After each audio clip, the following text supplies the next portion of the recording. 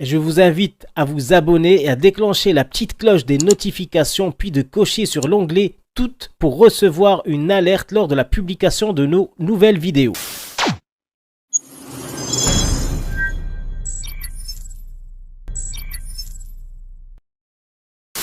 Ils avaient préparé déjà les couteaux et les mitraillettes, façon de parler. Ils avaient préparé tous les moyens pour tuer Mohamed V à l'hôpital. Mais ils voulaient que mon père soit là pour signer aussi le certificat de mort naturelle. Mon père était le seul médecin à l'époque qui était expert près les tribunaux, d'accord, expert de la santé, près les tribunaux. Donc, c'est lui qui signait les certificats de mort et tout autour à Casablanca et tout.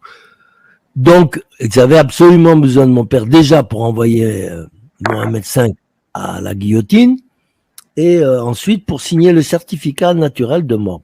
Tout le monde avait confiance et mon père était l'homme le plus respecté du Maroc. D'ailleurs, on l'appelait le médecin, S-A-I-N-T à la fin. C'est vous dire. Et à sa mort, il y a eu plus de 1000 personnes derrière son cercueil, à Tanger au Maroc. Il est enterré au Maroc, mon père. Il a refusé de venir se faire enterrer en France. Non, non, non, il a dit, moi, c'est plus mon pays, la France, c'est le Maroc. Et c'est tout, il a choisi ce pays, il a fait toute sa vie au Maroc. Il a fait beaucoup pour le Maroc, puisqu'il a fait construire des tas d'hôpitaux, de dispensaires, de centres antituberculeux. Pratiquement tous les hôpitaux, les vieux hôpitaux du Maroc actuellement, c'est mon père qui les a fait construire et qui les a mis en marche.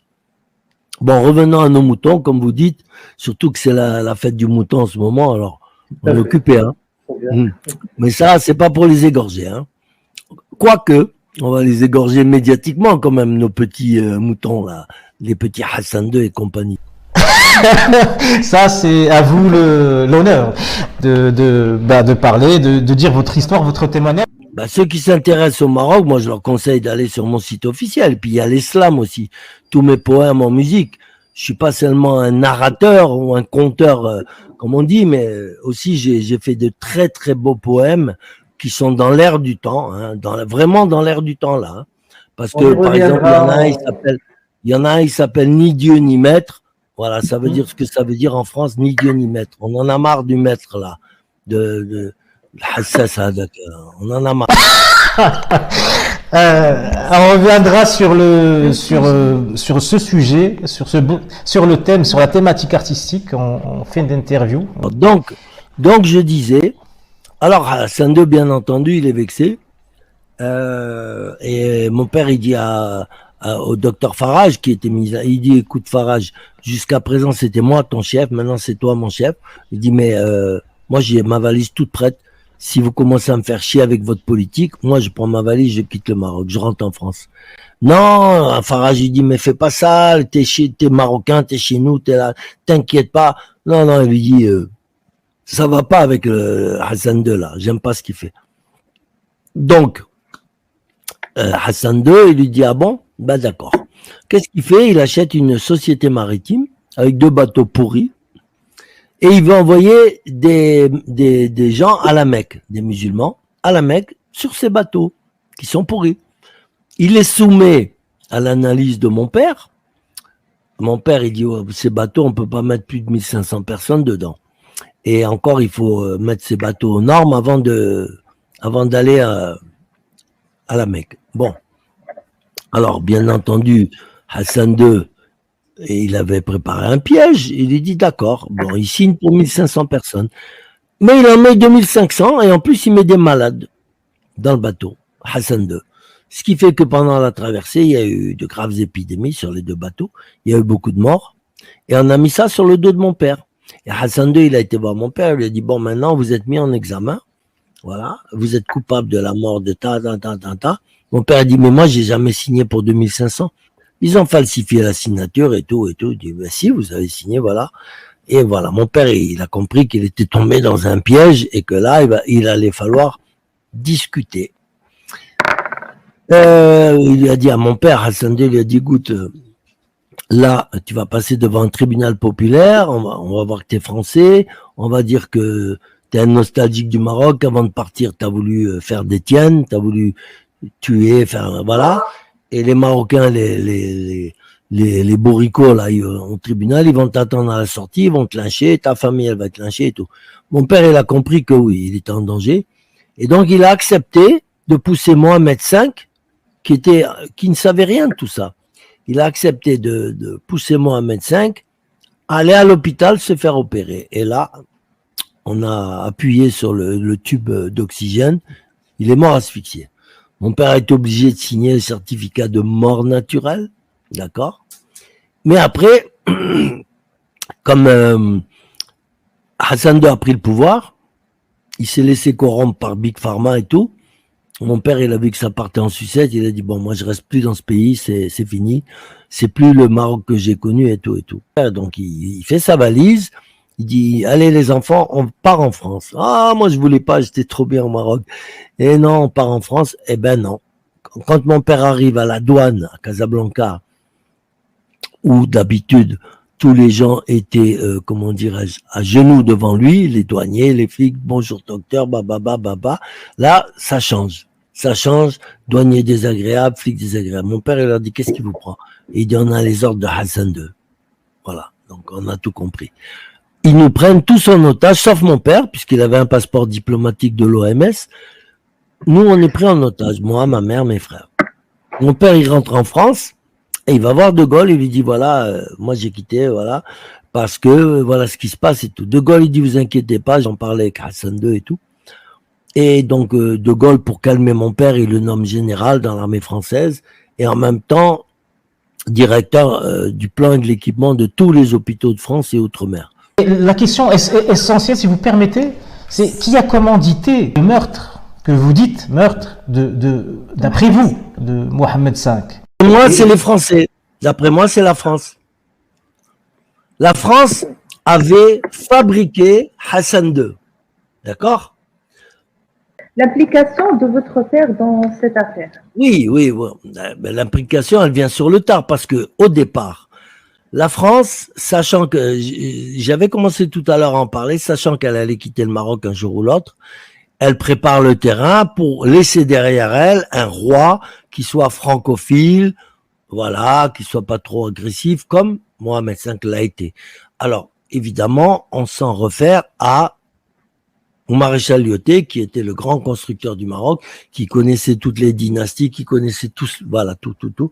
On lui dit, Lyautey, il va falloir nous préparer un roi qui soit comme ça, voilà.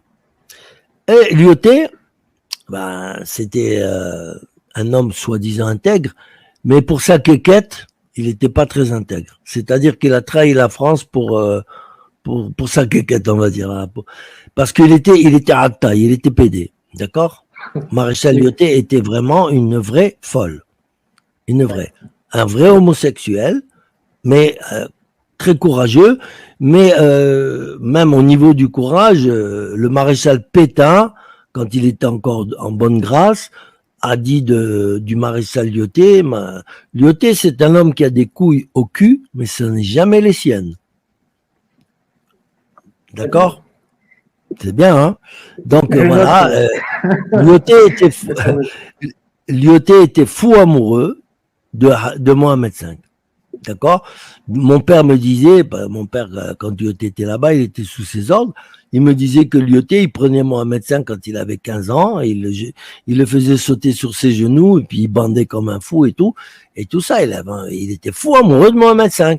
Après, je sais pas s'il a couché avec lui, mais je sais qu'il y avait un amour entre eux, peut-être un amour platonique, mais immense. Parce que, à sa mort, le roi du Maroc est allé quand même s'agenouiller sur sa tombe, et paraît-il, il aurait fait venir un an plus tard le cercueil de Lyautey au Maroc pour l'enterrer, paraît-il aussi, dans le caveau familial. Je ne sais pas si c'est vrai, mais c'est ce que j'ai entendu dire. Bon, après, voilà. Donc, Mohamed V monte sur le trône, et on sait très bien ce qui s'est passé. Il devient désagréable. Les Français disent, bon, ben celui-là, on va faire en sorte de le tenir bien par la barbichette, d'accord? Et comment? Eh ben, en s'occupant déjà de son mariage. Alors ils lui ont fait refiler une femme mqaouda, comme on dit, Khenza. C'était une femme, bon, elle était descendante d'esclaves, elle était vraiment pas belle, et en même temps, elle était juive. Parce que vous savez, au Maroc, chez les Berbères, il y avait beaucoup de juifs. Donc, voilà la femme que le roi des Berbères propose au roi du Maroc arabe. Parce qu'on sait très bien que la Qaïda à l'époque, d'accord, la loi à l'époque, c'était que dans la Constitution, c'était que le roi devait toujours être arabe et la reine toujours berbère pour faire un bon équilibre. Mais moi, je dis que l'équilibre, on aurait dû le faire à l'envers, d'accord, puisque les berbères sont les propriétaires du Maroc. Donc, je dis que, mais ça a été rétabli puisque aujourd'hui, Mohamed VI, il est berbère à 100%, je le dis et le redis, voilà. Et il devrait le dire à son peuple, mais il n'a pas les couilles, il n'a pas le courage. Donc, voilà, et ils disent, ils approchent, ça c'était pas mon père, mais c'était le supérieur de mon père, qui va voir le Glaoué el Pacha, qui était très, très ami avec les Français, qui lui dit, voilà, toi, normalement, tu dois donner à un roi sa femme parmi les berbères, que tu vas trier parmi les berbères. Alors, on va te demander de lui trouver la plus mqaouda qui existe, la plus pourrie. Voilà, il peut pas refuser.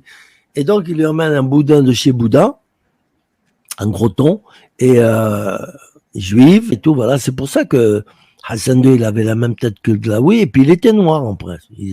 On voyait bien qu'il était d'origine noire. Les circonstances de la mort de Mohamed V. Donc, c'est la France qui a commandité, d'après vous, le meurtre de Mohamed V. Et oui, pour mettre Hassan II sur le trône, parce que voilà, c'est ça. Hassan II était un petit Français, on va dire. Vous avez affirmé que votre père a signé après son décès, comme quoi c'était un décès naturel. Mort naturelle, c'est mon père qui a signé. Voilà. Il a signé mort naturelle, voilà. Et comme mon père était un homme de bonne foi, on l'a cru, mais là, il est obligé. Mais je dis que Hassan II était le Frankenstein, voilà, des Français. Donc Hassan II, c'est lui qui a tué Mohamed V. D'après vous, bien sûr. Évidemment. Mais indirectement, Hassan II était la main de la France.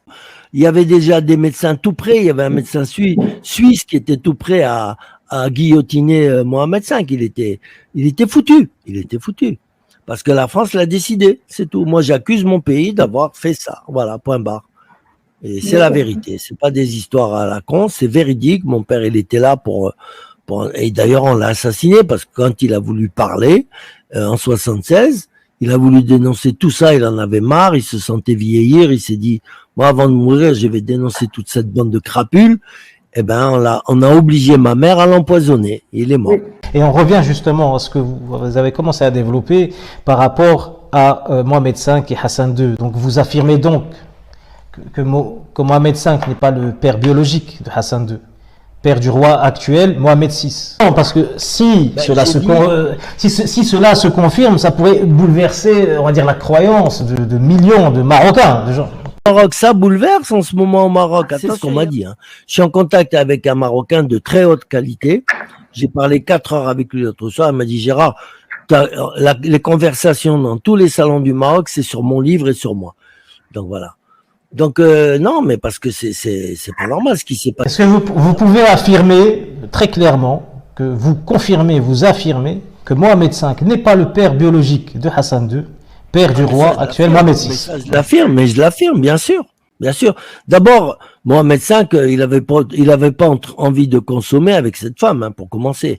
Donc, qu'est-ce qui s'est passé? Comme il fallait quand même un héritier du trône et tout, le roi, il est obligé de faire un enfant.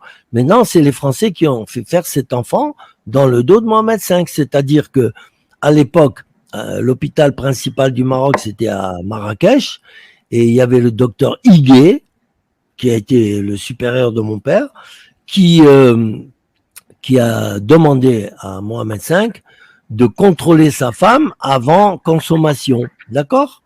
Donc le roi Mohamed V lui a dit, prenez-la, gardez-la, diha, dir li tahab, ma'aha, et tout ça. Voilà, fais ce que tu veux avec elle, donne-la à manger au poisson si tu veux. Façon de dire, j'en veux pas, m'qaouda, elle était pourrie. Et donc il la donne, et elle va à l'hôpital de Marrakech, et là, c'est là que le Glaoui El Pacha, le roi des Berbères de Marrakech, vient l'ensemencer. D'accord? Il monte dessus et c'est là que Hassan II est né. Donc vous affirmez qu'il n'a rien à voir là-dedans, il n'a rien à voir dans la procréation. Et quand il a vu qu'elle commençait à devenir un peu hubla, un peu grosse, Mohamed V, et là il a dit à mon père, il a dit mais qu'est-ce que c'est, qu'est-ce qu'elle a, elle est malade, qu'est-ce qui se passe?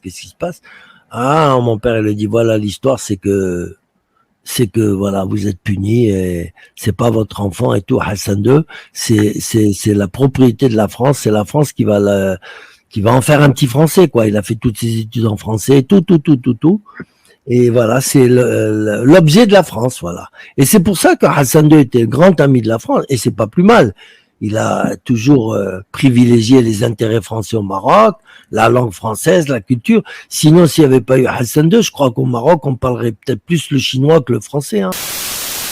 Merci les amis d'avoir suivi cette vidéo. N'hésitez pas à la liker, à la partager et de laisser en commentaire votre ressenti sur les sujets abordés. N'oubliez pas que seuls nos efforts communs feront la révolution de demain. Je vous dis à très vite sur Adnan Filali TV. Force et honneur.